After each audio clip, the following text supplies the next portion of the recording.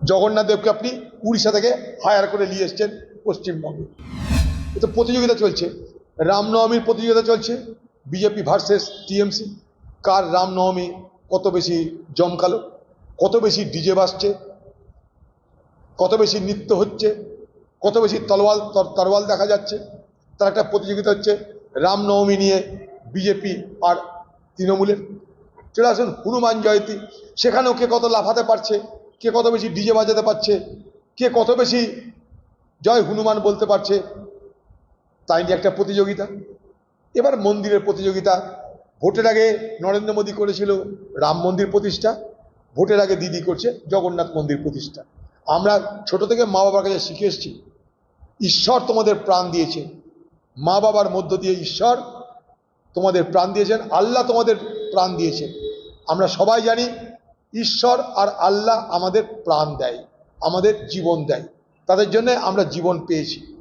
আজকে ভারতবর্ষে ভগবান রামকে জীবন দিচ্ছে মোদি, আর ভগবান জগন্নাথকে জীবন দিচ্ছে, প্রাণ দিচ্ছে কে? দিদি। তাহলে আগামী দিনে মোদি আর দিদি পরিচয় হবে, তারা দেবতাদের প্রাণ দিচ্ছে, দেবতারা আমাদের প্রাণ দিচ্ছে না। আমরা কোথায় যাব? এই রামকৃষ্ণের বাংলায়, বিবেকানন্দের বাংলায়, সরদামণির বাংলায় আমরা কোথায় যাব জানি না। এ প্রতিযোগিতা কেন?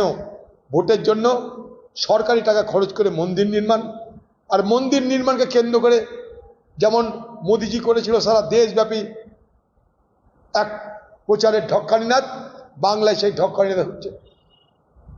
রাম মন্দির প্রতিষ্ঠা হওয়া সত্ত্বেও অযোধ্যাতে কিন্তু হেরেছিল সেই বিজেপি।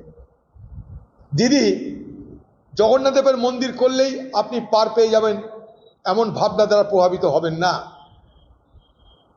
জগন্নাথ দেবকে আপনি উড়িষ্যা থেকে হায়ার করে নিয়ে এসছেন পশ্চিমবঙ্গে।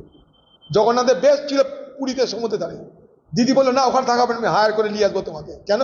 আমার ভোটের দরকার ভাই, এখন চলো কন্ট্রাক্টে চলো। চলে এসছে জগন্নাথ। কি হচ্ছে বাংলায় বলুন? এটা কি বাংলার রাজনীতি? প্রতিযোগিতা হোক, কে কত বেশি মানুষের চাকরি দিল, প্রতিযোগিতা হোক কে কত মানুষের জীবন দান করলো, প্রতিযোগিতা হোক কে কত বেশি শিল্প স্থাপনের ব্যবস্থা করলো, প্রতিযোগিতা হোক কে কত শিক্ষা প্রতিষ্ঠান গড়ে তুলল। তা না, আমি মোদির থেকে বড় মন্দির করলাম। মোদি যদি হিন্দু হয়, আমিও কম হিন্দু না। তু মাই মাই শুরু হয়েছে বাংলায়, তু মাই মাই চলছে। মোদি তুইও পারিস, আমিও পারি। বিধানসভার মধ্যে বলতে হচ্ছে আমি বাংলার মুখ্যমন্ত্রী, আমি ব্রাহ্মণ সন্তান, আমার মাথার পিছনে শিব থাকে।